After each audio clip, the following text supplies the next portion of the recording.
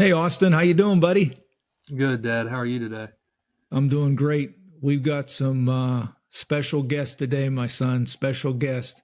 Yep. Today we're going to take a look inside the heart and mind and relationship of our first father and son guest in their spiritual journey as players and coaches.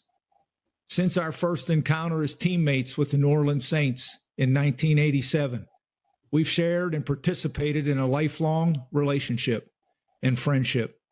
Our backgrounds would suggest that we had nothing in common. He was from Tennessee and I was from Pittsburgh, but our hearts and minds would align in a special way. We've been guests in each other's homes. We've enjoyed many eventful meals together. We shared the sidelines in three different coaching stops from Dusseldorf, Germany to Lynchburg, Virginia, and Decatur, Mississippi. And along the way, Miss Pauline even taught our second guest how to swim. At first glance, it's easy to see that both of our guests had tremendous success as college and professional players. As coaches, well, they've combined for 6 world championships in 3 different leagues. But today, they've agreed to share their story with you and I. My name is Ken Karcher, and I'll be your host. Alongside me is my son, Austin Karcher, the co-host. And Austin and I would like to welcome Mike and Chandler Jones to Awaken Kingdom Culture, where hearts and minds come alive, one story at a time. Welcome, Mike, Chandler. I appreciate you guys. Thank you for having us. Thank you, Karcher and Austin, for having us. Well, we're excited. This is going to be a great time together and looking forward to hearing your story and having a couple laughs as well. Well, Mike, I'm going to kick it off with you. And if you'd be kind enough just to start by giving us one word that would describe the Jones home that you grew up in. Wow, that's kind of hard to say, Karcher, but the one thing I would probably use is work ethic. Wonderful. Let's talk, Mike, a little bit about your family. Tell us as listeners, mom, dad, siblings, just give us a little bit about that and even tie in growing up in Chattanooga in the 60s and 70s. Well, first let's start off with my dad, James Jones, as well as my mother, Gladys Jones.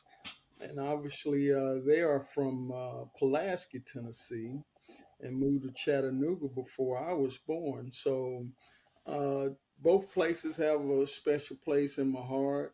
One is so far in the country you wouldn't know where you're going in Tennessee, but the other one, Chattanooga, is much more developed, much more of a welcoming spot for visitors. And so I have a lot of things that I've seen growing up. And I would say the first one would be understanding that I had to walk to Sunday school or church when I was young. So that was probably the biggest one. I mean, here we got a car and I'm walking to church. So it gave you an opportunity to think about you as a person and why I'm going to church. And so I thought that was unique, walking to church through rain, sleet, snow, and sunshine. That's dedication there, Mike. That's for sure. Tell us about your siblings. Well, actually, I have a brother by the name of James, who's the oldest. Then I'm the second oldest. And then I have my sister Renee and then my sister Roz. Old Roz. We loved Roz. She's something. Yeah. Oh, yeah. I know Miss Pauline loved Roz. She had that hearty laugh. She was great. Still does. So Chandler, in one word, how would you describe your dad? Oh, I would say, I would say one word I give my dad is discipline. My dad was regimented as he could be, and he knew goals were set and what to try to attain, and it was like he was on schedule to do what it took to make sure that those things happened. So that's what I would say, discipline. Discipline. Very good. I like that. Mm-hmm. How did your dad inspire and influence your faith? Ooh, yeah. So Did I you mean, have to walk to church and Sunday school? no, Can I you say know, this? Can I say this? He slept on the way to church. and, one thing that was always good, living with my dad. My dad was gonna drive. He was gonna make that drive. So the walking days were few and far between from his early childhood. But when it came to going to church with my dad, that was something special. Growing up half of my years with my mom and living with my dad. Me and my mom, we grew up Catholic. I went to a Catholic school, Catholic high school, Catholic elementary school, middle school. So and just in terms of the church experience is so much different, right? Mhm. The Catholic school is so kind of like traditional by the book that way. And going with my dad was a little bit different. It was different energy in there, just a whole different experience. And also just with my mom, we didn't necessarily go as often and go as much when I was living with her. So then when I got a chance to live with my dad, it was, hey, on Sunday, this is what we're doing. Bible say this is what we're doing. So that was gonna happen. There wasn't any missing it. I'm waking up on a Saturday coming from a game on Friday. I'm hurting, ankles hurting, everything's hurting, and my dad's like, "Oh, we still gonna make it happen on Sunday, so you gonna find a way to get up." But yeah, That so disciplinarian, right, Chandler? Disciplinarian. definitely. So that was that, and that's how I would describe it. Awesome. What about your dad? How do you inspire your faith? Yeah, I mean, just for me, kind of just seeing how it gave him direction, gave him purpose. It definitely has kind of pushed me in that way. Trying to find that within myself and find that just as I move throughout life. So I You mean, said that's you that's said a really key it. thing there. You said a key thing. Find it yourself. That's what I try to encourage people. You got to own what you believe yourself. It can't be what mom and dad or someone on television said, or even like today. The things we're going to talk about. I surely hope someone just doesn't believe it because the four of us are saying it. I hope they own it from themselves. So, Yeah. 100%. What about you, Jonesy? Who were some of the role models for you in the faith as you were growing up? Who were your role models? Well, obviously, I would say my dad because that was the first thing that he talks about every morning was God. So it had a big impact on me as foreign as knowing who I am, not in the world, but in Christ. So Mm.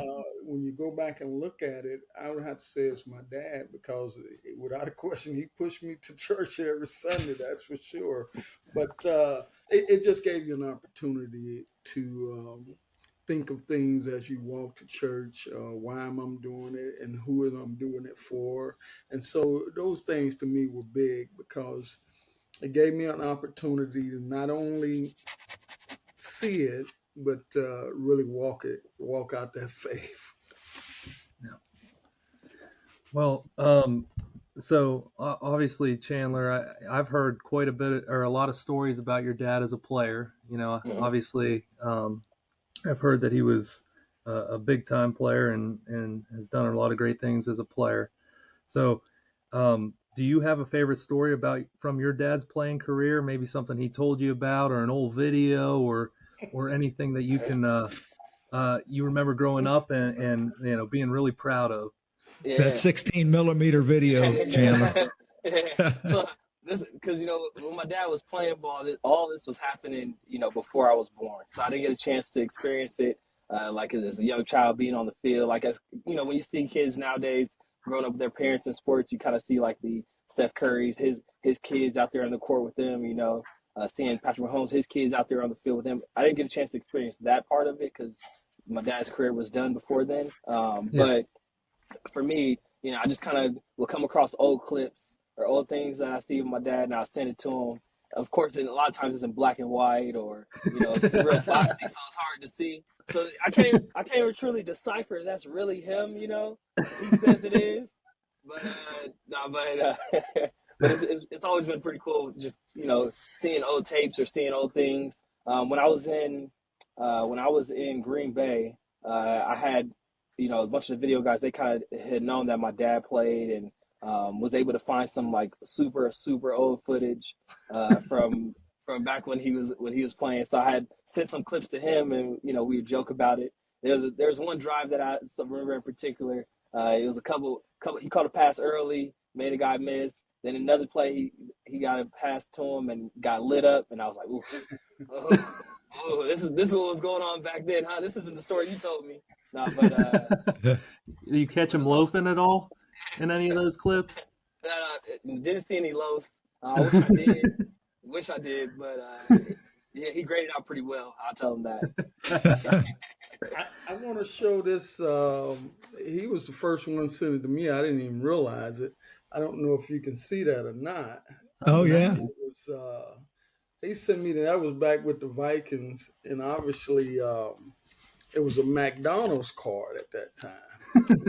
Really? Cards that you have now, so it was by McDonald's, and so he sent it to me, and that was the first time I ever seen it, and I just said, "Wow!" So that just tell you how far that goes back. Oh, I didn't know awesome. McDonald's had cards. That's the first I ever heard of that. Oh yeah. So, Way back then. so Chandler, obviously my dad referenced this in the beginning, and this obviously comes from my mom, but do you recall learning how to swim in Lynchburg, or is this a lie that my mom's just making up?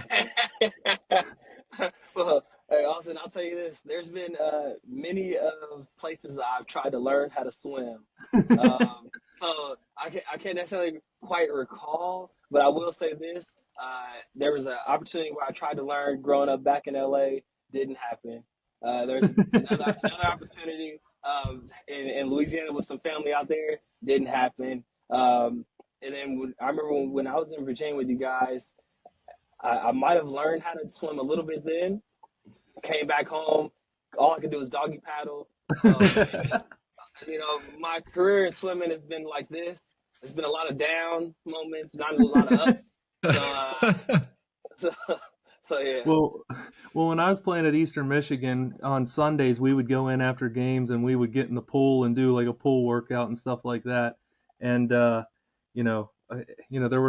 always towards the end they'd say, okay, anyone who can really swim, go for do laps or whatever. And I didn't do much swimming myself, so I don't know how much he actually did teach you, because I stayed at the end and just with a few of my other teammates and didn't swim too much. So.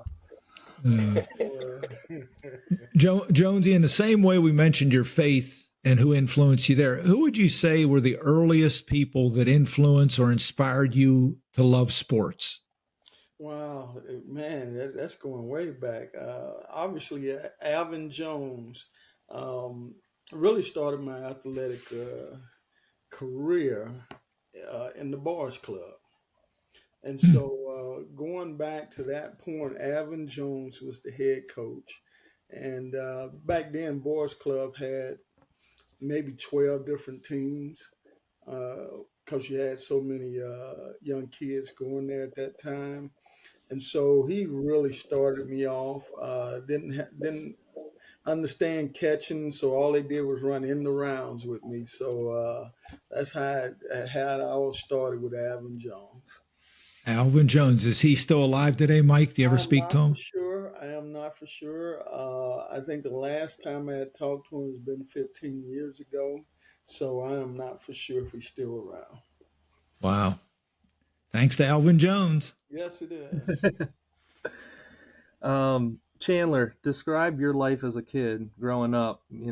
Tell us a little bit about that. Yeah. So, growing up, my mom, she's from New Orleans. I was kind of born and raised in LA. And then with my dad's moved around so much with football, just being wherever he was. So my mom, made sure of it that I was going to go stay with my dad on Christmas vacations, summer vacations. And really for me, sports kind of was everything for me. So I grew up playing all the sports: football, basketball, baseball, running track, played some soccer, a little bit of everything. And I always knew that during those summer months or Christmas vacation, I was gonna be able to go see my pop. So I did a lot of traveling. I was fortunate enough at a young age to be able to go, all over, whether that was Florida, Tennessee, Germany, you name it. I was going everywhere. wherever either sports took me or wherever my dad was taking me, wherever he was going, or wherever I was going with my mom, whether we was going on family vacations and stuff. So I was able to travel quite a bit. So I was fortunate in that aspect. Um, but I mean, for me, I just as long as I was doing something active, I was happy. I was an Yeah. active kid. I loved to run around and loved to play tag or whatever it was outside.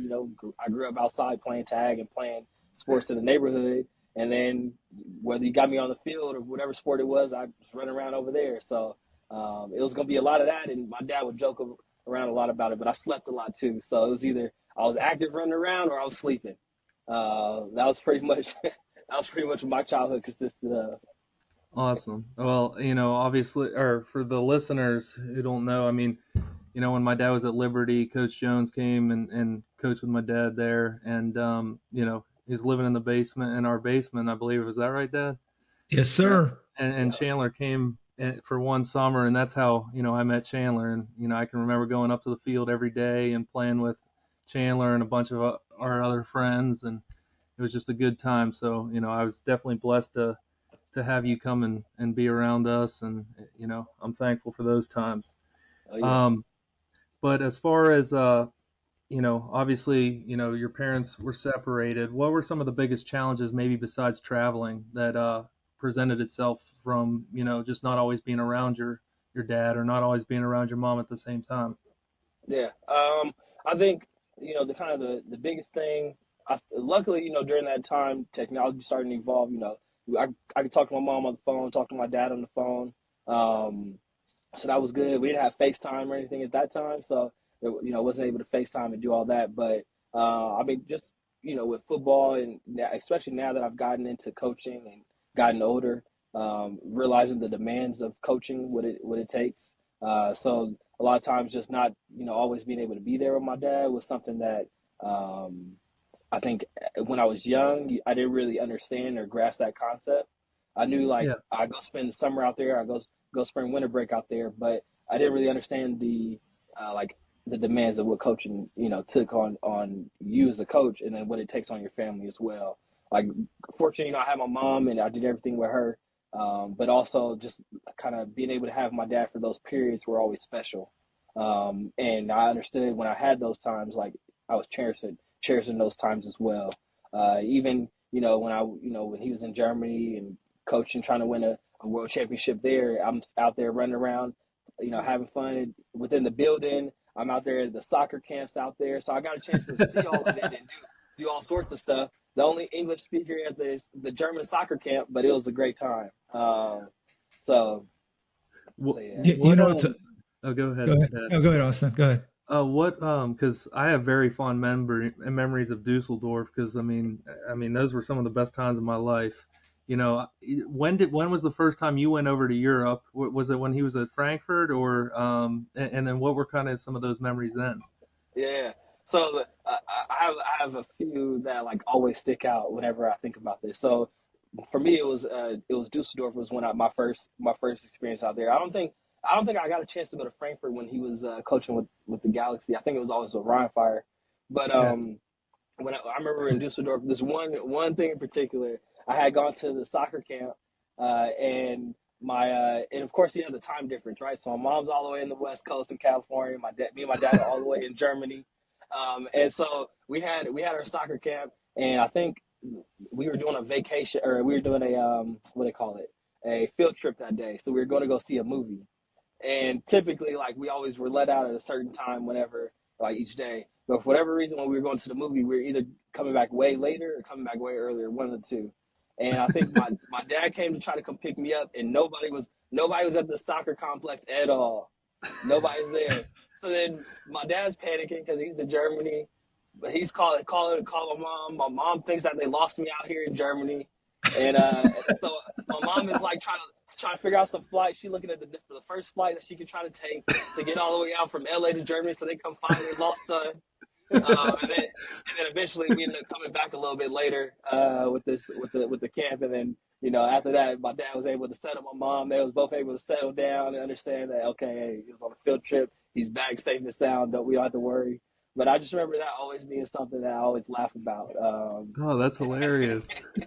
They're panicked and you're having a great time. I was having a blast. I'm at this camp having a great time. I'm learning a little bit of German. I'm playing soccer, uh, and they're both just running, going crazy, trying to figure out where the heck their son is. So, uh, I would have loved to hear Jonesy on the phone explaining that one. Oh, I think I lost Chandler. Yeah, I know, Miss Simone. That wouldn't have went over very well. So Jonesy, we asked Chandler. Now let's flip it to you as a dad. Mm-hmm. What were some of the challenges that in your heart and in your mind you had living apart from Chandler? And was your heart in two places at times? Well, let me go back and say this, Carter. Obviously, as we grow and develop in Christ, we do get off track. And I think that was one of the areas that split us apart, sometime in my own doings opposed to her doing. So life takes us in different directions. We make choices every day. And so that part of it was tough. Um, but I do say this, obviously, when you do have a child and you're separated, that's probably the hardest part because you don't get that development day to day, not Mm. during the winter or summer or whatever, but just day to day. Because I think growth is so important, and the mind, developing the mind and the heart is such a key as well. So those things there were tough on me, even though I still had a job to do. So when you go back and you look at those things, was it tough? Yes. It wasn't easy. And so, therefore, any time that I had to spend with Chandler, that was the biggest and most important thing for me at that point. Mm. Uh, the thing that I say that do help pass along some of the sorrow is the memories that you do have of the previous time you were together. For instance, with Chandler, when he came to Chattanooga, I would take him golfing all the time. And I don't know, maybe 5, 7 years old, somewhere in there. And it's so funny because we'd get a golf cart, but he would hit the ball and take off running down the fairway to the ball. So we really didn't use the golf cart, so to speak. But those are things that I remember as when he was young and growing up. It is just the enthusiasm of being out in the open air and doing what he wants to do. Wow, those are great memories, and you really answered the last question we had for you. That's awesome. As we transition to the second quarter, guys, let's talk a little bit about playing career. Mm. And we'll start with Mike and Jonesy. Tell our listeners what some of your best high school memories might be and the sports that you played in high school. Wow. I went to Riverside High School in Chattanooga, Tennessee, and obviously the high school that I went to, and I'll bag up, I went to East Fifth Street Middle School. And at the middle school, I played all four sports: football, basketball, baseball, and ran track. And we won the championship in every one of those sports back in middle school. And I'm not just talking about my last year there, I'm talking about every year that I was there. That's just how good we were there. I think for Wow. basketball, we only had like 7 players, but five, the first starters scored 20 points a game or better. So when I go back and look at the high school part of it, played four sports, but basketball and football was really my main sport. Even though we only won one game a year in football, so football was still an exciting sport to me. But basketball, we played in the championship game every year. So that part of it was exciting because we was traveling quite a bit. Just so happened, we had my head coach in college. His daughter uh, taught chemistry in our high school. So and that's how I ended up going to Tennessee State University is through his daughter telling her dad, you got to come see this player here. So, long story short, I chose Tennessee State because they did throw the football. So that was a big part of me going to Tennessee State. They threw the football. Obviously, when I left high school, going into college, and I just use this short part here, going into college, I remember taking one trunk, and that was it. Everything was packed in that one trunk. And so Travel lightly, right? Travel lightly. travel lightly, brother, travel lightly. So that was my biggest memory of Tennessee State. I mean, obviously, I did some good things there, but just to say, even playing at Tennessee State, um, my senior year, I think we had 9 guys drafted from that team.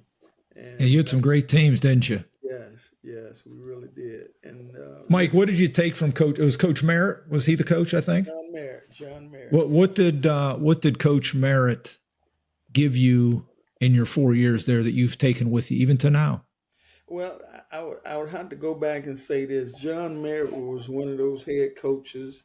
Um, he only showed up to practice on Monday and Friday because he was out bringing in money. But he had 2 great assistant coaches, and I say coordinators, and Joe Gillum and Alvin Coleman. And those were the guys that really taught you. Because John Merritt trusted in those guys. And I remember my freshman year in the first meeting, and Coach Coleman, we call him Dean Coleman. Coach Dean, he was the dean of biology. And back Wow. then, your coaches had to teach. And so he was the dean of biology, not just a biology professor. He's the dean. And so that's why we call him Dean Coleman. And I just remember sitting down and I bag up. He let us walk in the room, and it was dark. And so everybody found a seat, and he said, "There's matches, a book of matches on your desk. Pull out a match and light it." And everybody lit the match. They say, "Now all of you can see." He said, "At first, when you walked in the darkness." And he says, "Truly, if you want to have sight, you got to have light." So that part right there just blew my mind. And he gave us a spare ring notebook. And he says, "I will not give you a playbook. You would have to write your playbook." And so from that point forward, I understood that I had to study this game, not just play it.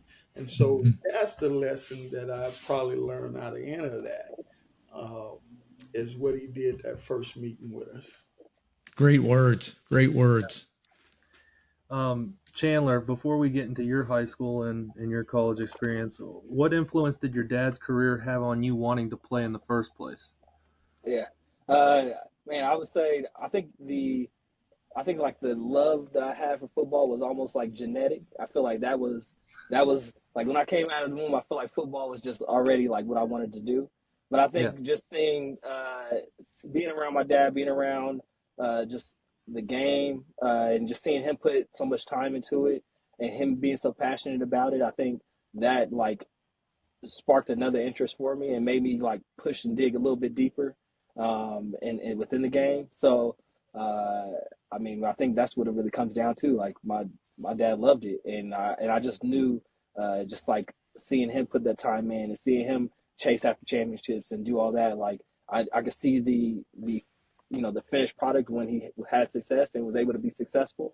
Like, okay, if you really put the time in and you really do this the right way, you can have success as well. So I think at a young age, I just was able to see that and get my hands on it and kind of be around it. And I think that just helped motivate me and push me to really enjoy the sport and love the sport. And I would say really that was it.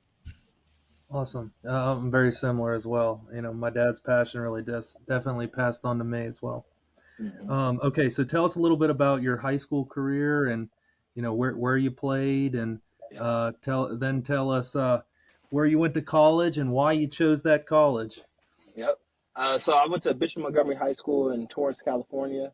It was a private school. We're really known. That school is really known for basketball. It wasn't really a huge football school. Still to this day, isn't really big on football. Um, but going there, I had a couple buddies of mine that I grew up with who were going there to play basketball. And my mom knew it was a really good school academically, and she was like, "Hey, we're going. This is where we're going." I have played Pop Warner at a couple of, like at a school in El Segundo, and did some things in that area. So like we were trying to get all the kids that we play with to come to high school and play on the same team together. We weren't able to get like the zoning for the public school system there to be able to go to the same school. So after that, my mom was like, "All right, we're gonna find the best school for you academically to go to, and you'll go play football there and enjoy it." So I went to Bishop. Honestly, it was a great school. I loved my experience there. I played football. I ran track. I played baseball. Um, Tried to play basketball. Got cut from the freshman team. You know, it was like I said, it was a basketball school. A It was bunch of the guys competitive, yeah, I they bet. competitive. They were good. You and Michael Jordan, right? Exactly. So it was one of the best things that happened to me was me get cut. So I was able to focus more on football and on baseball at the time. Um, but yeah, I went to Bishop. We didn't go to the playoffs any of the years that I was there until my senior year. We went to the playoffs for the first time, and I want to say it was like 25 years. Wow. And then we were in a super competitive league, so we played against Sarah, Junipero Sarah, which is Gardena Sarah, with Robert Woods and a bunch of Marquise Lee, a bunch of guys came out of that school. We played against another good school called Cathedral, where they had a bunch of other guys who ended up playing in the NFL, a couple other schools out there as well. They're really competitive, like Catholic school league in Los Angeles. But then after high school, didn't have any scholarship offers, didn't have any opportunities to go play on scholarship anywhere. Was gonna go to a junior college back home, close to the house. It was called L.A. Harbor. I got a call last minute from San Jose State that they wanted me to come walk on there. Uh, Never at the time, never had heard of San Jose State, never had heard of San Jose, California. Didn't know anything about it. My mom had a gut feeling about it, and she just felt like it was the right thing to do. So ended up going and walking on in San Jose. Packed my bags and was out there a couple weeks after the phone call. So I ended up walking on. Redshirted my first year, didn't play. My next year as a redshirt freshman, I ended up starting. After training camp, we had a lot of injuries in the receiver room, so I ended up starting week one. We went to go play against University of Alabama, and then started that game, which was crazy to come from like high school playing in front of like 500 people to my first college game playing in front of 115,000 in Tuscaloosa was like mind blowing.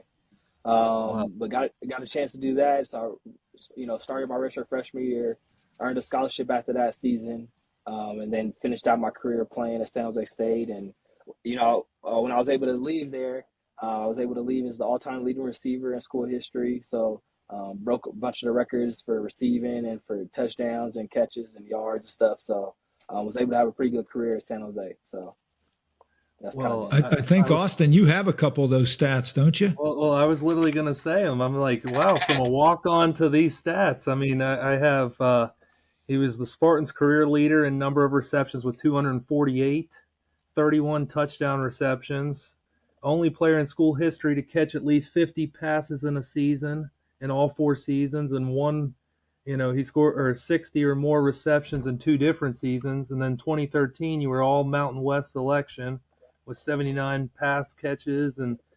1,356 yards and 15 TDs. So, you really proved everyone wrong. That's awesome. Definitely. I can remember I was at Eastern Michigan, and I can remember turning on the TV, and I think I was a senior, and maybe you were a sophomore or something like that. But I can remember watching you playing and lighting it up. So that's Yeah, awesome, Chandler. I Can appreciate it. That's I say this, Karcher?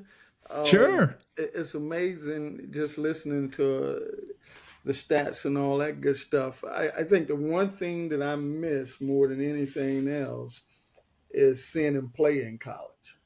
I Mm. never had Yeah. a chance to see him play in college. But you better know I talked to him on the phone to see what was going on, how he was doing. And Austin, you mentioned those records. I broke Elmo Wright record back in career touchdowns for the NCAA with 55 career touchdowns. And Jerry Rice ended up breaking that record. But you just go back and you just look at all the things that Chandler has accomplished through the grace of God. And I say the same for me as well, because you just don't show up at the door and those things happen. Yeah. Well, the apple doesn't fall from the tree very far either. Yeah. Well, that leads us to this question. Okay, Chandler, who's the better receiver? So this is what I'll tell you. This is what I'll tell you. You know, when I was at a young age, I can't remember where exactly this was. I don't remember if this is in Germany or if this is what we had. We're back in the States somewhere. But me and my dad had a foot race. We had a race, and I whooped him. So obviously the speed. You know, I was a speedy receiver. I had the speed. You know, he was a bigger receiver. You know, is that why he calls you Jet Jones? Exactly. He didn't necessarily have the juice like I did, so we were, you know, a little bit different style. You know, I made a lot of guys miss. I don't think he can make anybody miss in the phone booth. Chandler, maybe it's Jet Jones and Tank Jones, huh? Yeah, that sounds about right. But he must have eaten a couple of those cookies in Germany before you ran that race. We're going to get to that in a little bit.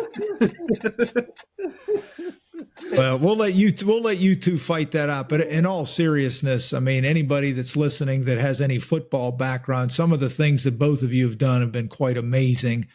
And we'll speak later about this. But, you know, I think what's really been special, at least to me, and having Jonesy as my friend, it's the type of people that you are. I mean, you were great players, but more importantly, you're great people. And I think that's what will encourage our listeners as we continue to share your story.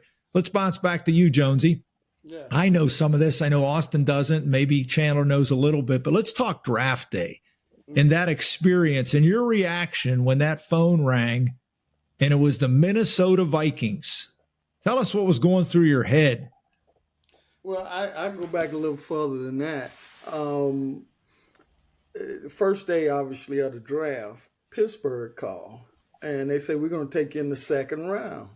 And second round passed by, and they didn't take me, so they took a receiver out of Kansas State, I think it was.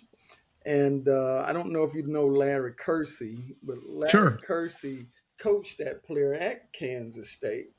And I was sharing with him that they had taken that guy, but you know, Pittsburgh had called me before the second round and say, "Hey, we're gonna take you." So I was happy. Didn't get taken.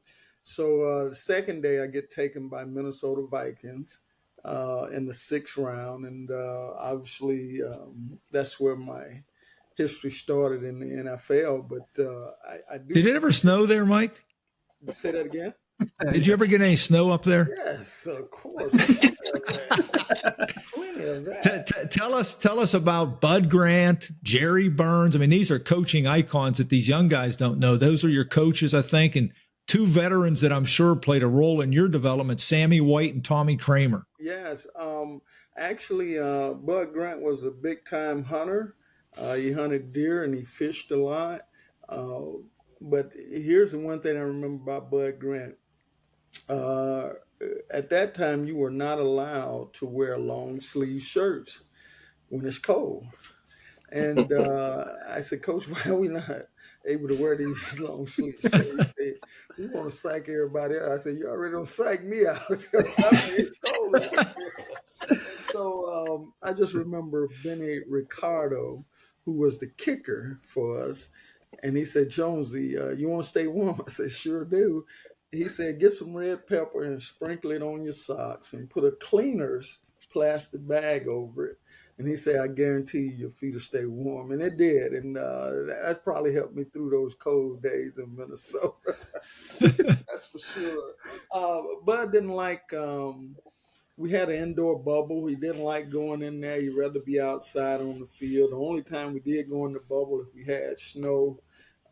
coming down that day, and they couldn't clear the field. So that was his biggest pet peeve. We're going to be outside as long as we can. But Jared Burns was a good coordinator for us. I thought I just remember this one motion, stagger motion. So it's just certain things that catch your ear or your eyes, and that motion always caught my eyes. But a very innovative guy, Burns was, and Lord knows we miss him because he's passed away, him and Bud Grant. But those are two great guys that started out in that professional career of mine that I say wow to. And then also Les Steckles, who you probably know, Karcher. Yes. Les was my receiver coach the first year.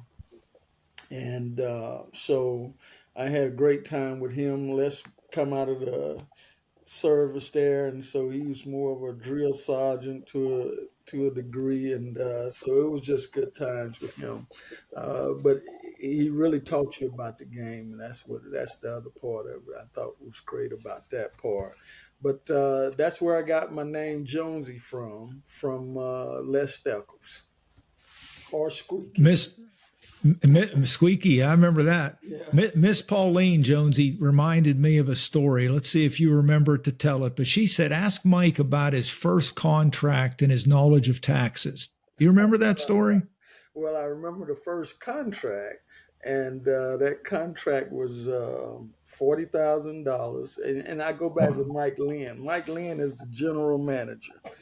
And so we draft Joey Browner in the first round, and I won't tell what his signing bonus was, but his base was $50,000, and so that meant that no other player could go above $50,000. And so wow. Mike Lynn says to my agent, he said he got two choices here. I can his base will be $40,000, and we give him a $12,000 signing bonus, or we'll give him a $50,000 base and a $2,000 signing bonus. When my agent said, which one you want? I say, ain't no fool with that $12,000. That just goes back to show you, man, that they're both the same, but really at the end of the day in the NFL, when you sign your name, that's the most money you're probably going to get. Right. That's for sure. Talk about, Mike, shifting gears a little bit here. Share with us that day you got the news that you were no longer going to be a part of the Vikings and they were going to trade you to the Saints. I remember you telling me a little bit about that. Share that with our listeners. What that feel like? Well, I mean, obviously that's the first team I was with, Minnesota Vikings, and so I felt heartbroken that here I am being traded. And so I literally cried because I really wanted to stay with the Vikings. Didn't know anything about the Saints. But actually, when I got there, I was happy I was, because now I'm in warmer weather. But it really was a big shock being traded. And I think I was traded for a running back. I can't remember his name from the Saints. But I was traded for him, in which we had some good receivers on that receiving core that we had. Sammy White and Sam McCullins, Terry LeCount, Marty McDowell, and Hassan Jones, A.C. Carter. So we had some good receivers on that squad there. And so Leo Lewis, I don't want to forget Leo, because Leo was a good receiver back at that point. So we had some good receivers, and so one of us was going to be expendable.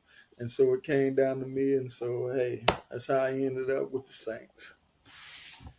Well, Chandler, I don't know much of this or what your dad told you, but I'm going to give you my side of it, okay? Oh, boy. This is where our friendship started. I became Karcher. To this day, I'm Karcher, and he was Jones. Now, you're probably too young for this show, but I used to think of how we hit it off. There used to be an old show, and it was Archie Bunker and George Jefferson. And they were best buddies. They had nothing in common when they started out. And there were some people who used to say Jonesy and I were like Bunker and Jefferson. But, we really in my mind, and I think in his, we started to develop what is now a lifelong friendship. And Yes. when I got my quick cup of coffee and got cut by the Saints because of your dad, he refused to catch my balls. He caught Dave Wilson and Bobby Abears, but mine, I got cut. And I promised him, I said, listen, someday I'm going to call you, Jonesy, about coaching. But the stories that I remember with your dad in that short period of time that built our friendship, or was the start of our friendship, he used to love Houston's restaurant. I don't know if he ever took you to Houston's, but we used to go down there and he'd eat, and we'd have, at least I did. I think he did too. We had a shake. They had great shakes. Yeah. So Miss Pauline and I were talking one night. We said, let's invite Jonesy and Simone over for dinner. And I think the first thing he said, what do you have? And I said, I think we're going to make grill some shish kebabs. He said, shish who? So we knew that was out.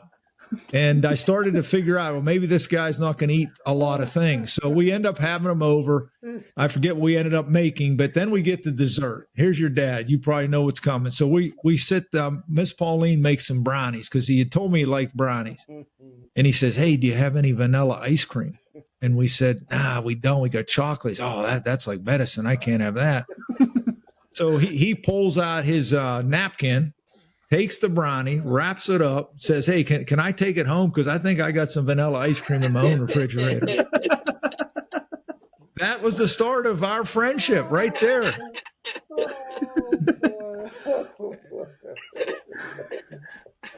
So good memories. We started with a lot of laughs back then. And to this day, you know this, your dad still doesn't eat a lot of stuff. He's hard to please with the food now. He'll eat some shrimp, but that's about it. Hey, he's a creature of habit. He'll find what he likes and he'll stick to it. That's right. Dad, wasn't there something about Fuddruckers? Doesn't he like those burgers or something? He used to. He don't like burgers anymore. He used to love them, right, Mike? You don't eat them anymore. Used to love them. You're right. You're exactly right. Exactly. Well, Chandler. Okay, so did you talking about, because I know you got a chance in the league. Did you ever feel any pressure being the son of an NFL receiver, and then as you got a chance, did you ever feel like you had to live up to that? Yeah, I don't think there's ever like a thing about pressure for me. I never really saw it as that. One thing that I feel like with the game of football, I was always counted out. So I feel like I was always on borrowed time. Like, hey, I'm not supposed to be here. They don't think I'm supposed to be here. I'm enjoying the ride, And I think with that, I just really appreciate where football took me. I was able to see a lot of different places and able to kind of go far and wide with the game and meet a lot of different people and have a lot of fun with it. So I always, even when I got to NFL, I always saw it as like, this is fun. Like, I'm playing the game I love. And, at this point now, okay, I get paid for it, but still it's the game that I grew up loving and the game that I've always been behind. So I think I don't think there's really that sense of pressure of like, oh, my dad did this, so I think I have to, really, excel and do great with it. That kind of didn't really feel like that, And I don't think nobody even really ever heard of Mike Jones, so there was never no, but there was never that. No, but no, I think I just really enjoyed it. I didn't really feel that pressure. So we'll tell our listeners a little bit about where you got an opportunity. I know you got to a couple camps, tell us a little bit about your opportunities in the pros. Yep. So I went undrafted to the Cleveland Browns. I took a visit there, like during the pre-draft process. I took a visit to the Browns and to the Colts. The Browns and the Bucks. And the receiver coach in Tampa Bay really, really liked me. And they had drafted like 3 receivers. And he had gave me a call, was like, hey, don't worry about the guys that we drafted. I still really want to come get you over here. And I'm like, all right. You guys took 3 receivers. Like, I'm also not an idiot, but I was like, all right. So Cleveland ended up not taking any receivers in the draft. And then the receiver coach that was there was Mike McDaniel, who's the head coach for the Dolphins right now. So, so I was there at the time with Shanahan and those guys. I got to learn a lot of good things from him and got a chance. He just was a quirky dude. So I really liked him and got a chance to get to know him a little bit. So, I spent some time there. And then during training camp, I ended up tearing my hamstring pretty bad, which was I think was a little bit of like a tough spot for me because I never really had dealt with injuries prior. Like when I was in college, I was able to play through my career and didn't miss any games due to injuries. So like that was like the first time I felt like I dealt with that adversity, you know. Yeah. So I had to kind of get back healthy, rehabbed after that, and then ended up getting a chance to go sign with the Colts on practice squad. So I was there Okay. for with Andrew Luck and a couple of those guys over there. T.Y. Hilton was playing really well at the time over there. Reggie Wayne was at the end of his career, but he was there at the time. Oh, cool. So I got a chance to kind of learn from some of those guys and spend some time there. And then when I, throughout the season kept going a little bit, they had a couple of injuries on defense. They wanted to bring in a guy, to do some return stuff for them and a bigger body receiver. So they ended up letting me go, and I ended up going to Tampa Bay and finishing out my career in Tampa. So I was able to spend some time out there.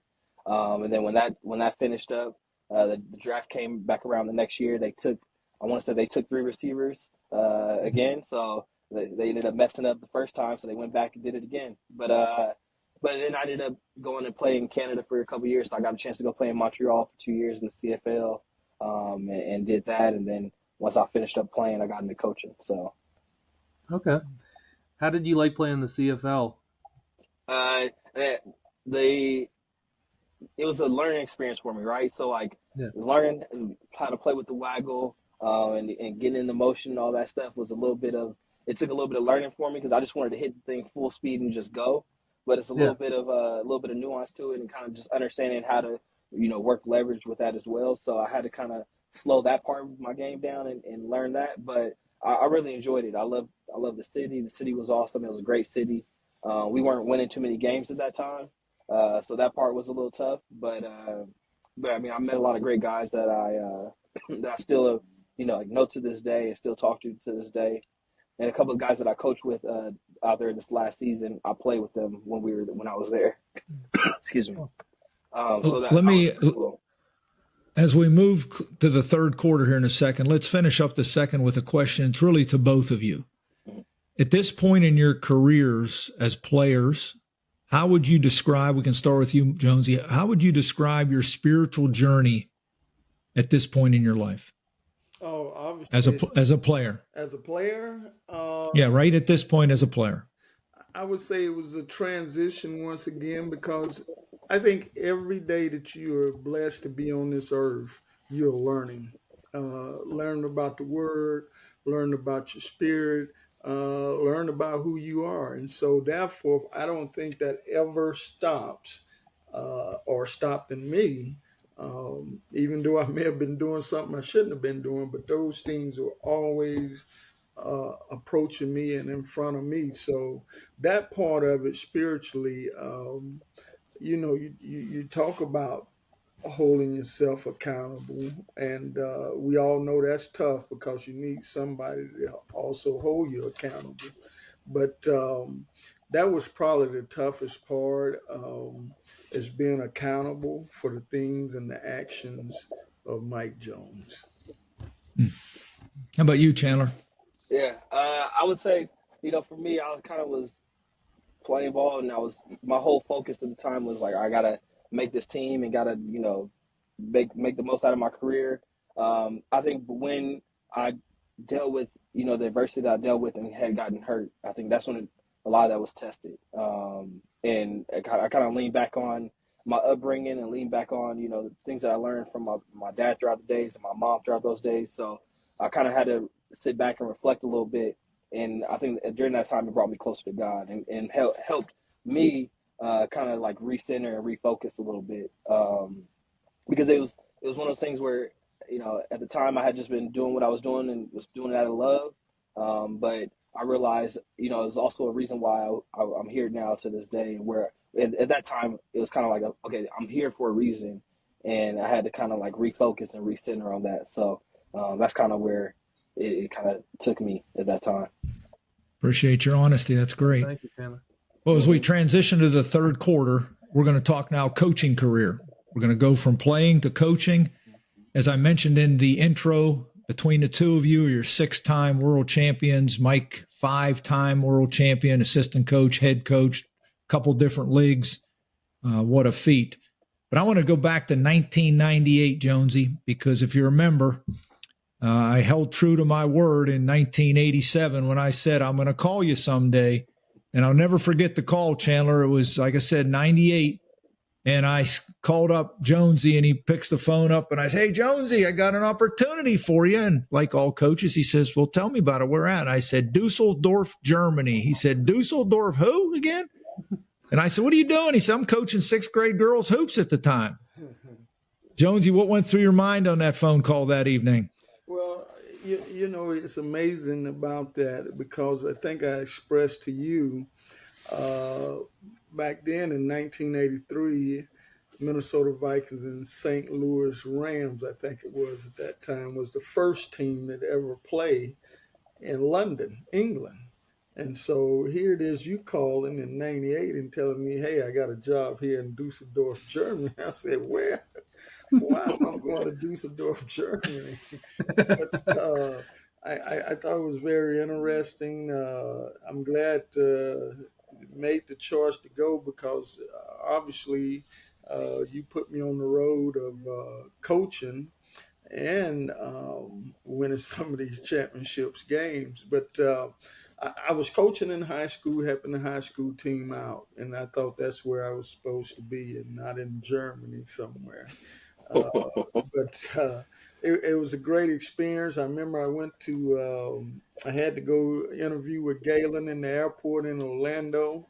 And he flew me in that morning, and he said a couple of words and said, okay, you got the job. And so I ended up coming back. And the next thing you know, I'm down in Atlanta, Georgia.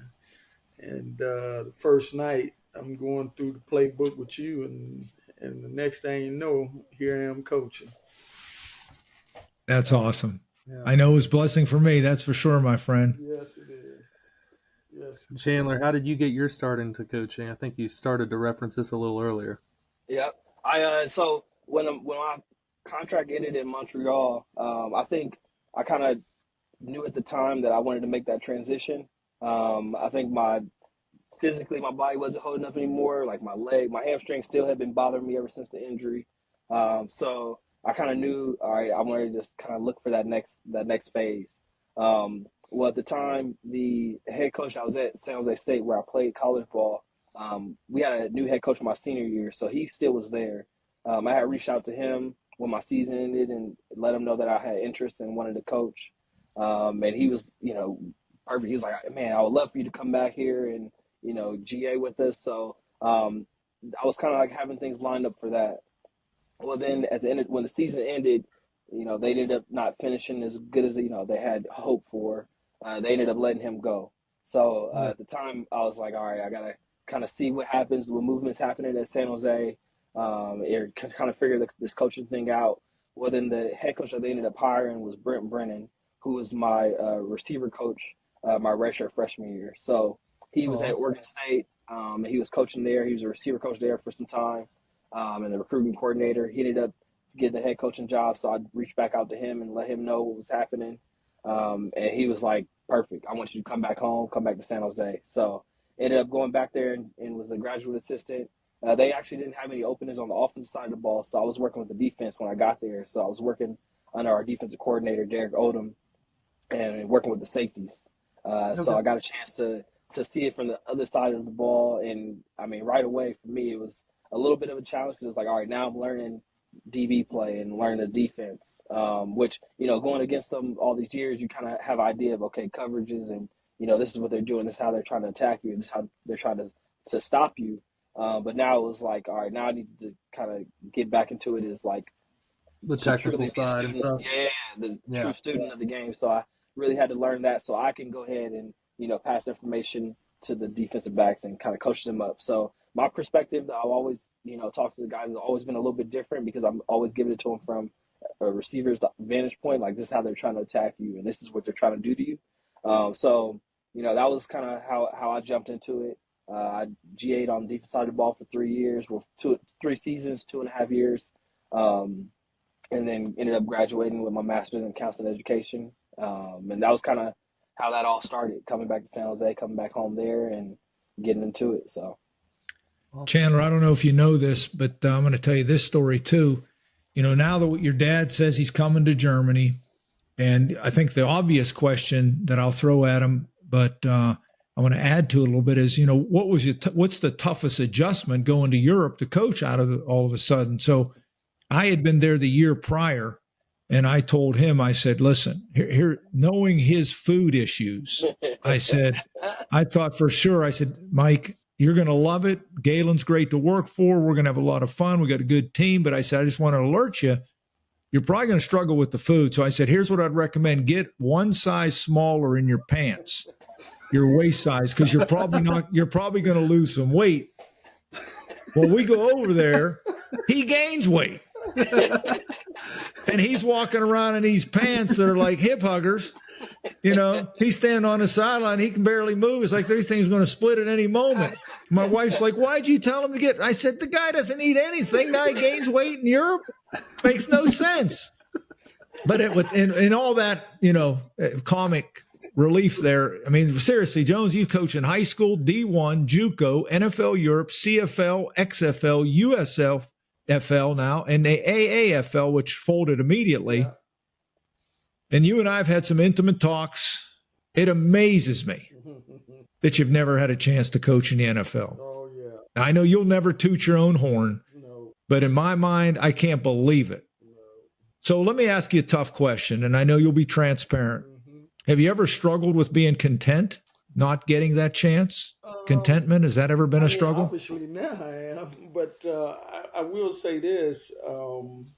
Just looking at all the head coaches who were in NFL Europe, most of them went on to coach, whether it's a year or two or whatever, in the NFL. And you look at Dick Curry, was it? If I'm not mistaken. Dick Curl. Frankfurt Galaxy. Even the coach that's the defensive coordinator with Kansas City was the head coach there.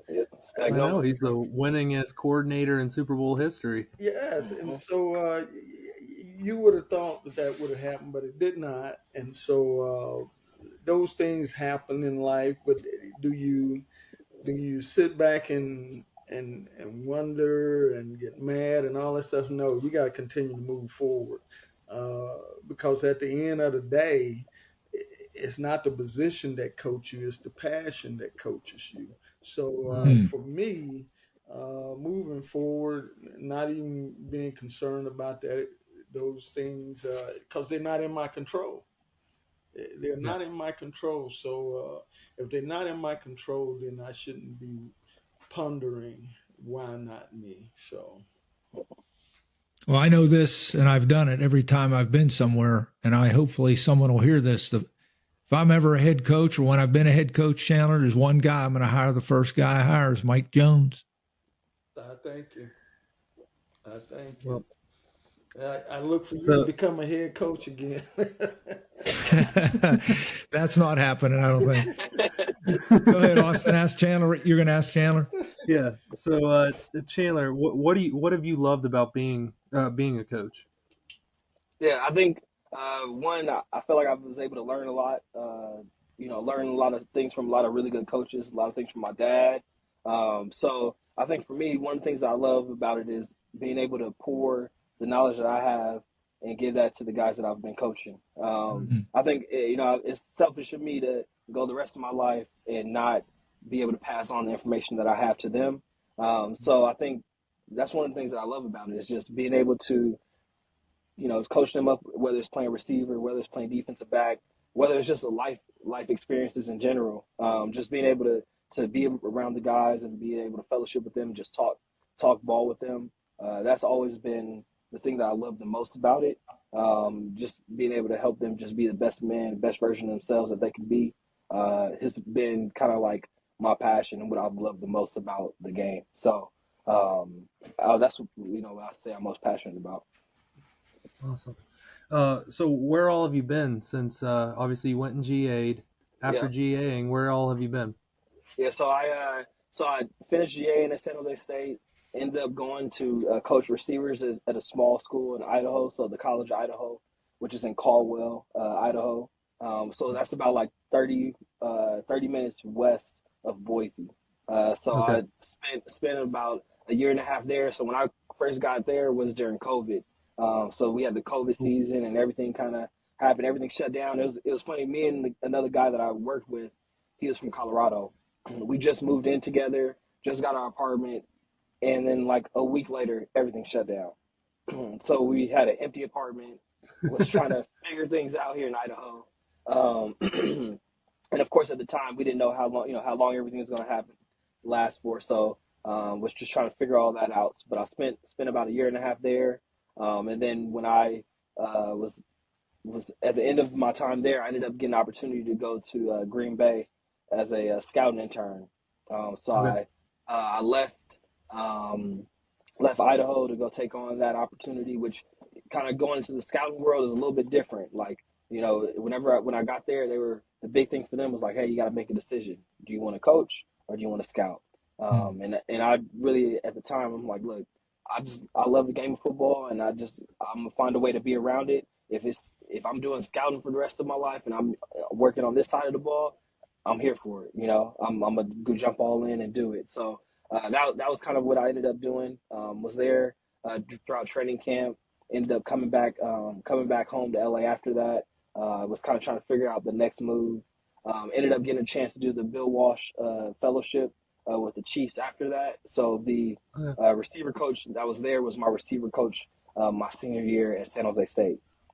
Okay. So he was able to get me there on the fellowship. I did that during the not training camp, but during the OTA period. So I was there for that time. After doing that, I ended up meeting a bunch of people in the scouting department, let them know about some of the things that I did in the scouting department in Green Bay.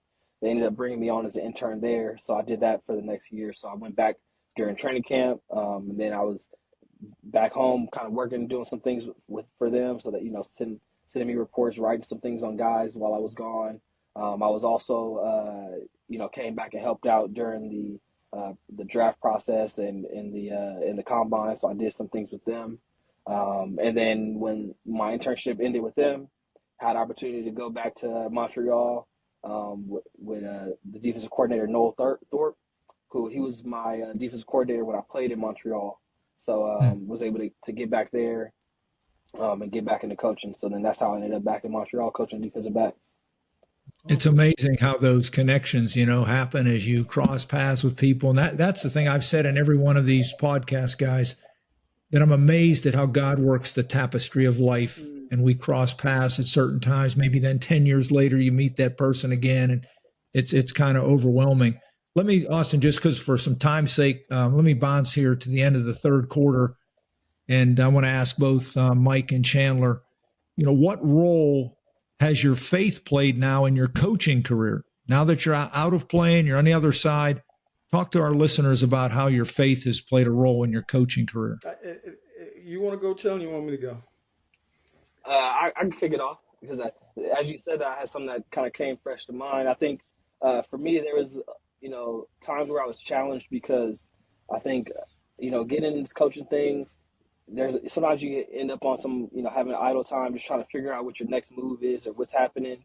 And you never know when the opportunity is going to come or when things are going to happen for you.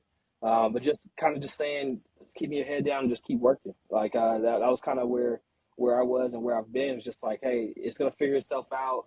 You just have to be ready when the time comes, and when the opportunity comes, you just got to be ready for it and be ready to attack it. So that's kind of where I've been, just kind of keeping my head down in that and just understanding, when that time comes, it's going to come. But I just have to just keep my faith and just keep going and moving forward. So that's kind of what came to mind as soon as you said that. Awesome. Coach, I would say this just about talking about Dean Coleman, offensive coordinator when I was at Tennessee State, and using the light and dark theory, walking in the light. And when I talk to players about walking in the light, that's not just in football, but that's in your life as well. and I think that's the biggest part of it. Really, I'm not here to coach you in football. I'm really to coach you in life. Amen. That's the part I think we forget as coaches, because we're caught up in we got to do this, we got to do that. Yeah, we got a job, but the ultimate job is helping them to walk in that light and not in darkness. And I think that to me speak more volumes than anything. I send text to Chandler, ask him how is he going today and things like that. But it's really talking about, are you in the light? Um, because if you're in the light, then that means you're growing as a Christian and not suffering as a sinner. So, Austin and I talk about it a lot, and I've shared it with many people that have crossed my path as well. We focus so often as coaches and players on the do, yeah, and we forget the be. yeah, And if we live out of who we be, it'll take care of what we do. you're exactly right. I So, like that. well, let's go to the fourth quarter here, and we're going to talk family now. Yes. And so, Mike, I'd like you just to share with our listeners a little bit about Miss Minerva, the girls. You've already told us all about Chandler, and they've had a chance to meet Chandler. But tell us about Minerva and the girls. And then here's the question. What was one of the challenges, Mike, you had of blending a family together? Oh, that's a good one. Obviously, Minerva is my wife, and she has twin girls, as well as Stephen, Manning, and Frankie. So that's 5 kids. And but it was only 3 in the household when we started dating. And I would probably say the biggest thing was before we got married. Um, I said to Minerva, um, I can't do this by myself. And she said, "What you mean?" Well, you got 3 kids here. And if I'm going to be a part of this, they're going to have a bedtime. They're going to do chores. And I said, the reason why is because they need to understand that in order to be a family, you got to work together. And so that means you got to put your hand in when you don't want to put your hand in. And I think that's the biggest part of the family part of it, is teaching and as well as growing with the young people that you're around from day to day. So for that to happen, we needed to change some things, and Chandler's a witness to it, because anytime he came in the summer, he had to wash dishes just like everybody else did. And he had to cut that grass just like everybody else did. So it's one of those things, and you go back in the Bible and it talks about work. Work is a good thing, and so teaching young people how to work obviously comes from the Bible, and it's just a way of doing it. How you do work when you are working. So to me, the blended family. Is it tough? Yeah, but it's something that you take on, and you have to do the best you can with it. Well said. Well said. Chandler, what are the challenges that you've had to work through when your dad remarried, and then having other siblings as well? Yeah. Yeah. So, growing up, I felt like with me and my mom, I was always, just the only child. So like, I was always it was just me and my mom attacking things and doing things together. And I would, I try to look back to even when I was young with my mom, all I had to do was take the trash out. So I was like, I can take the trash out, take it out, not dump it, good to go, right?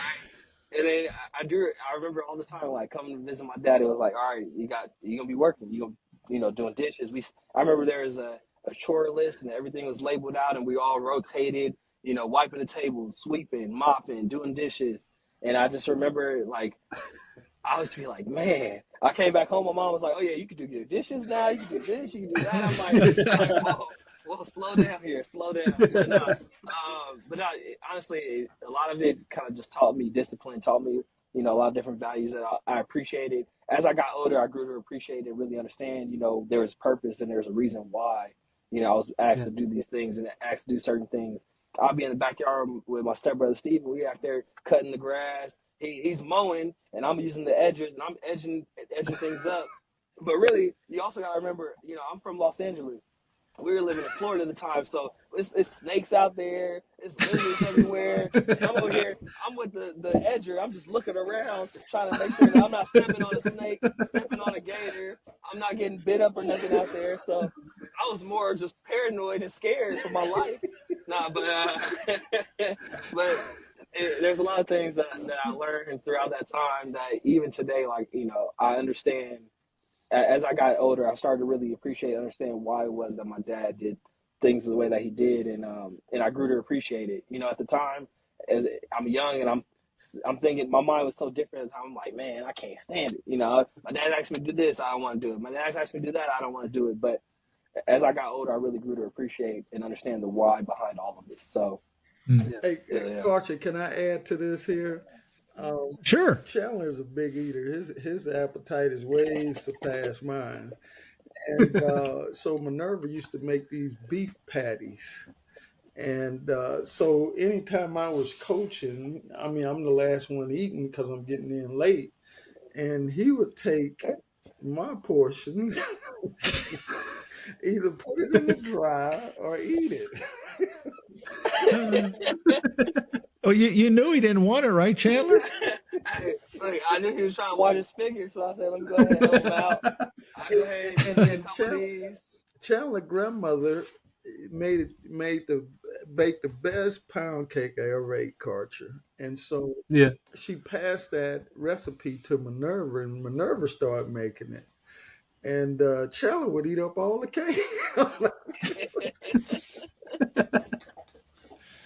Uh, Look, I'll tell you all this. It's funny because as I got older, I started to realize, like, man, I was like, me and my dad are so alike in so many ways, right? Like, I found myself to be a creature of habit. Like, I'll go to certain places, I'll order the same thing every time I go there because that's what I love. That's what I love. There's a few things I've never make. Every time I'm coming home, I need you to make these. I need you to make these. I need you to make this, man. And I just remember I'll be eating them out of the house at home every single time, every single time. But no, it wouldn't go nowhere. I'm a slim, skinny little sucker, and I stayed like that the whole time. I'm trying to put on weight for football. I couldn't put on nothing, but I was eating up everything. So, Well, I was the same way. How old are you now, Chandler? 32. 32. Okay, so when I hit 28, I started to get that dad bod. So that staying skinny and all that stuff, that's not the same for me anymore. But it doesn't seem like you have that problem, huh? Oh man, I'm trying to run from it. I've been working out still to this day as much as I can. I say this, Austin, just going back and watching you develop and grow, especially in Virginia. Uh, the one thing I always admired about you, you was a hard worker and you was listener. You was a good listener, and you took everything to heart. So I'm glad to see that you followed in your dad's footsteps as far as coaching is concerned. But it's really a throwback to what we have done over the years, and now we look forward and hear our sons doing the same thing. So God bless you on that. Well, no doubt. I definitely, take a lot from what I've watched my dad, the good things and the bad things. And um, I'm definitely got a lot. I'm built a lot like him, and I'm very passionate about what I've done and am doing. And I definitely watched you as a coach and watched my dad, and in a lot of ways, I view myself very old school because of coaches like my dad and you. Wow. So. Wow. It's as we said before we got on the air, guys, this is really why we're doing it. There's so many people out there that have a wonderful story that's never been told.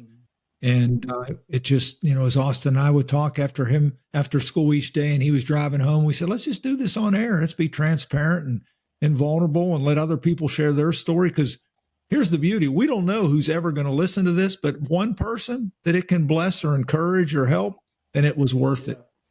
So, Mike, how did you balance in your coaching career, marriage, raising a family, both currently and even today? Well, I would say back in the NFL Europe days, I thought it was pretty great because Minerva and I made a decision with the girls. Um, are they going to homeschool and stay in the States, or are they going to homeschool and go to Europe? And so we decided to go to Europe, and that means she had to quit her job and be the teacher to those girls. And so I thought the whole time that they came over, they learned a lot about Europe, uh, not just from the German lessons that they had to take, but just wherever they traveled to, trains and all that good stuff. So it was an opening eye experience for them as well as Chandler, because I stayed over 1 year in Europe for the whole year and coached the Bundesliga team, or German football league. And Chandler stayed the whole summer over there, so it was exciting for him just as it was for me. And I'm quite sure he'll look back on those days and say, "Wow." And who knows? He might be one of those guys that go back and coach now. So just never know what's in line down the future for Austin or Chandler in this case. So it's just wonderful. But dealing with family part of it, I just recall the first year I was over there with you in Dusseldorf. You had your whole family over there, and they had a ball. And I just thought that when I had the chance with Minerva and the girls, that was a part of that plan because I've already seen it from you guys. So what a better way to do that? And that's what we did. So is it tough? Yeah, because now, they're over for 4 months. Now you're going back, and it's just a different ball game because now when you come back, now you got to get back in the routine of what you do every day. It's something they'll never forget, though, Mike. You're exactly right. Yeah. Well, guys, let's jump to the end of this fourth quarter, and then we got a few overtime questions, and we'll get you on your way. But this is for both of you again. From your perspective, where you both sit, how would you encourage our listeners who are maybe going through a divorce, Mike, or you're blending a family, Chandler? You've got brothers and sisters that are from another home. How would you encourage our listeners from your story to theirs? The first thing I would say, don't get a divorce. Seek counseling if you can first. Therefore, you have an opportunity to break down the barriers of the hatred in some cases, the misunderstanding in some cases. And so it gives you an opportunity to step back and hear it from another point of view. I think that's the first thing that I would do if I had to do it again. But the biggest thing I would say in that case, and it's no different when you put it in football terms, we only huddle to come back and get information, and so therefore, if I always say to young people now they're married, do your huddle, because that's where the information starts at. And it's no different. We gather information for alignment, for assignment, and you just think about it in marriage. You need that. You need alignment and assignment. And I think that's probably one of the biggest things I would say to them. Great words. Yeah. Chandler, what about you? Yeah, I mean, for me, I think I was young at the time, so figuring it out and just understanding. For me now, my whole world was being opened up a little bit more, right? I went from no longer being the only child and no longer seeing life that way to now having siblings that are, I'm not meeting them at birth and seeing them, come up. I'm meeting them at where they're at. So I got a chance to just really dive right into it and just love on my family, just like I had known them my whole life. And one thing that was great is just coming into meeting Minerva, meeting the rest of my step siblings, like, and they were all just open arms. Like, the family was just immediate. And I think I've always longed for having siblings, and wanted to have, I know for me, I always used to joke about it and say, I wish I had another brother that played football with me so that he could be on the other side and I could be on the other side and we could play. But I mean, I was able to have my stepsisters, and we would go play basketball all the time, and basketball was their thing at the time, and I would just go play with them because I enjoyed just being out and playing. Like, me and Steven, my stepbrother, we would go out in the neighborhood and just play nonstop. And I think for me, like, I really longed for that community and really enjoyed that. So just finding something that you enjoy with them and just really embracing that, and cherishing those things. So like, Thank you, Chandler. Thank you very much for sharing that. mm-hmm. Well, as we go into overtime and finish up today, guys, we want to talk legacy. So this is a question for both you. Either one can answer first, but how have your successes, like for instance, those championships or the setbacks, or maybe some people call them failures, how have those in your life helped you grow as a father, a man, and even a coach over the years? Well, I'll start out by saying this, Carter, and using football terms again, because I think football has a way of dealing with life as well, adversity part of it. But when you talk about championships, winning is hard. And I think every day that we get up and we're able to do what we like doing, you should have passion about it. And for me, when you look at that part of it, the success part of it, I know I don't get too high when we winning, and I don't get too low when we losing. But the thing that I always say in that part of it is, how are you living from day to day? Because your lifestyle helps you through the rough parts of it. But football does have some substance to bring you through it. But I think more than anything, the Lord has been good to me. And so therefore, I must in turn be good to others. So if I can ever keep that in the front of me of being good to others, because knowing who's been good to me, then I think I'm being successful. Well said. How about you, Chandler? All right, can you run it by me one more time? I was listening to my Yeah. dad. I got lost in translation for a second. How have your successes, like the championships, or what I would call setbacks, some people might call them failures, how have those situations helped you grow as a man and a coach over the years? Oh yeah, I think one thing that for me, it just gave me another opportunity to kind of like reset.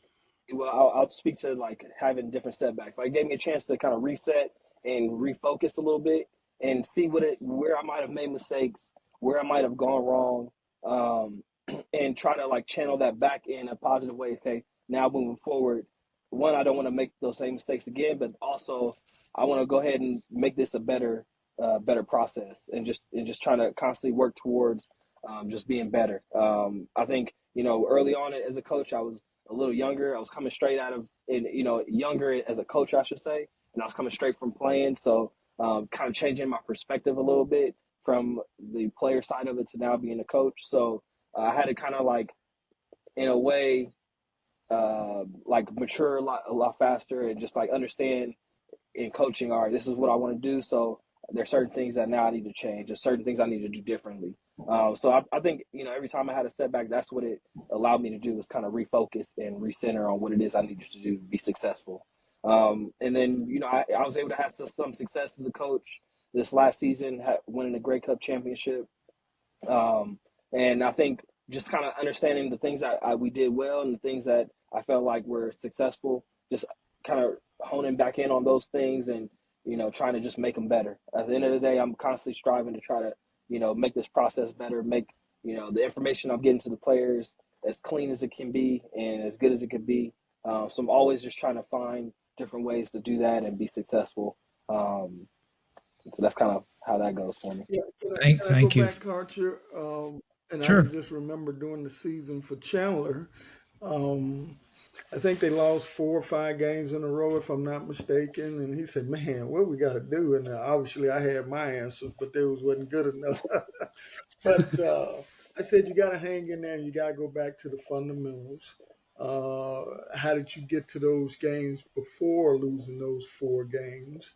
And I said, all those things are variables and how you start from point A to B again. So it's just amazing. He talks about those things, but those are the things that you go back to. And Karcher, if you lost, you got to go back to the start or the beginning of it and figure out what it is that we didn't do well, and kind of hammer those things in the next week of practice. So I think the same thing happens in life when something, failures you may have or whatever it may be. Where do I go? And that's first going back to the knees and praying and getting confirmation. So that's good stuff. Mike, you talked about going back to the beginning, and Austin's going to smile when I said that, because we always, on this podcast and in our life, we talk about going to the beginning where everything started, and the one who created us in his image and likeness and said that we are very good and that we are his children and beloved. And you go back to that foundation, like you said, or fundamental in football, you got a chance to get it right again. So that's good stuff, guys. Jonesy, what would you say has been the most significant moment in your spiritual journey?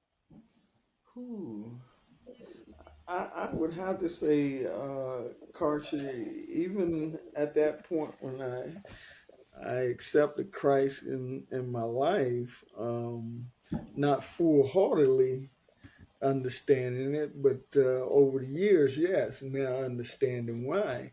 But I would have to say that was probably the biggest one, and in different stages of my life as well, high school, college, professional. Well, those are years that you are maturing in the Christian walk, hopefully. And are you going to have some setbacks? Sure, you are. But it's continuing moving forward in each stage of your life with it. So I think that's probably the biggest one, Karcher. Thanks, Mike. Chandler, what has been the most significant thing you've learned from watching your dad grow in his faith and its effect on you? And maybe what was your most significant, moment in your life that, in your spiritual journey? Yeah. I would say just kind of with my dad, just seeing how my dad operated. I remember we'd walk in and my dad would be reading the Bible, reading the book, and just kind of just like seeing him being so laser focused and so detailed in that. My dad's a note taker. He's in there with, got his pen highlighting things and just doing all that. So kind of like seeing that, just kind of, I think for me, when things would get hard for me, I always felt like I would come back to that. Whenever things got hard, I would, that's when I would find my way to get back into the Word and really just like studying it and just trying to understand at the end of the day, like how is it trying to speak to me, and like how is it going to move me to make sure that I'm doing what I need to do to be successful in life, in my faith, and just different ways. So I think being able to see my dad and go through his process and see that helps me when I'm down and I feel like I'm kind of going through different things and going through different moments in life. That's just when it really charges me. Is like, all right, I need to get back into it, and I kind of refocus and get back into the word, and that kind of helps lead me back to where I need to be. So that's kind of, I would say, is my, I think you said my biggest success in it, as Yeah. well as just kind of seeing my dad kind of go through it. That's how it's always been for me. So Awesome. Thank you, Chandler. Okay, these last 3 questions are to both you. Pretty quick answer type things. We'll start with you, Mike, on this as we get ready to close the time out. But you and Chandler both give us 5 words that describe your spiritual journey, Mike. 5 words. The first one I would have to say joy. Second one I would have to say would be the light. The light that he gives me every day to see him, but more importantly, see myself. The next one I would have to say is love. without a question. Because if I don't love myself, how can I love others? Amen. Then the next one I would have to say is the family, uh, because without family, I think us as men on this earth, uh, we don't have anybody to share it with, and I think that's a big part of it. And the last one is being faithful. Great, Thank you. great, great. Thank you. Chandler, 5 words to describe your spiritual journey. Yep. I say for me, I'm gonna round them off quick and then I'll come back around to it. So, uh, love, discipline, faith, um, family, and then last I would say, hmm, I'll come back to the last one. But I think for me, for sure, when it comes to love, family, I think that's where it all comes back to. It's all centered in that for me. My family is a big part of my life, a big part of my purpose. And I think when it comes down to it, I think all my upbringing with my dad, everything that he's taught me with the word and everything, like it all kind of is all circled around that. Like it all comes back to it. And I think my love that I have for my family, the passion I have for everything, is a result of all of that. I don't think none of that would be possible if it wouldn't have been for my dad and the things that he's taught me in that regard. I think discipline at the end of the day for me, I know what I need to do to be successful. But when it comes to faith, when I need to really hunker down and refocus and kind of get recentered, it comes back to that, and just getting back to being disciplined in what it is that I do. Uh, so yeah, that fifth one, I'm still trying to think what comes to mind right away. But Well, the number is not magical, but we appreciate you sharing those. mm-hmm. Here's the next one, guys. When someone spends time with you, individually, I'm speaking, when someone spends time with you, how would you want to be remembered when they walk away? That relates to me, Carter, and the kids that I have, and also the players that I coach. And so when I look at that, I try to coach young men like I'm coaching my son. I know we're not all perfect, but if you're coaching your son, I don't see you cursing him out. If you're coaching your son, I see you coaching with love. So those things to me play a big role in where I coach the young men I coach in this day and time. But truly, when you look at it, you want them to see you as a person that they really trusted. And I use that example because uh, just this past season, I had a young man, and I suspended him from playing the wide receiver position on the Stallions team because he told a tale. And I said, I can I can go with you out on that limb if you tell me the truth. But if you tell me something different than the truth, I can't go out on that limb with you. And I suspended him for 3 games. And, talking to Coach Skip about it. But that young man right today is in the NFL. And he gives me a call at least once a month saying thank you every time. So I think that part of it pays off. Uh, Not for somebody to send you money, not for somebody to send you gifts, but just to say thanks for what you've done for me. Awesome. Awesome. Chandler, someone spends time with you, they walk away. How do you want to be remembered?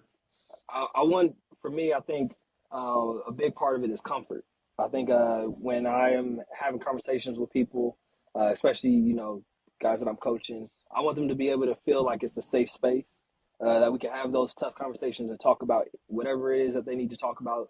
If they need to unload something, or if they just want to talk life, talk ball, I want it to be just a comfortable place, because at the end of the day, I think if I can get someone to be able to have that, that feeling when they walk away from me, I'm doing my part, because I think at the end of the day, I can only I can only touch them so much as a with X's and O's, but I think life is going to be so much more important.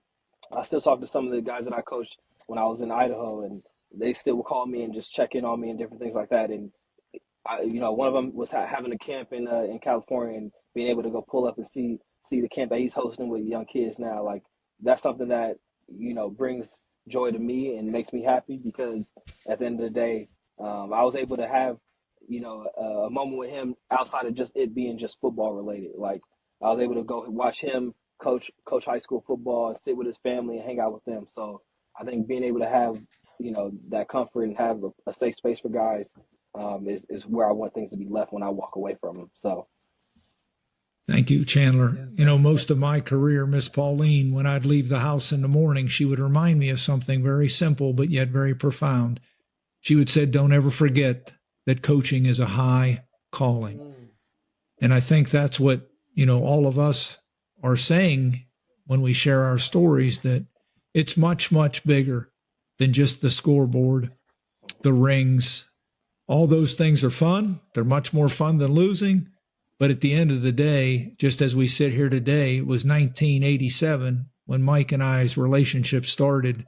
I don't think we've ever sat down and said, hey, what about that ring, or what about that score against that team?